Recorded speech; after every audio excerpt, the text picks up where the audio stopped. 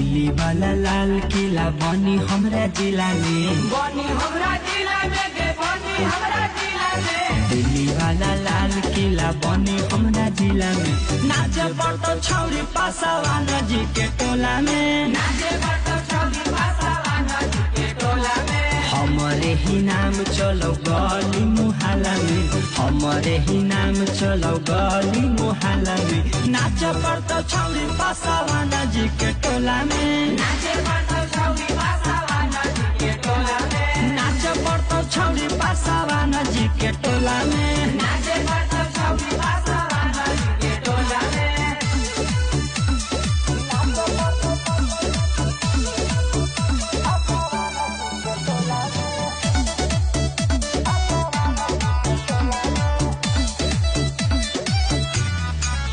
जब सिका सर के गोली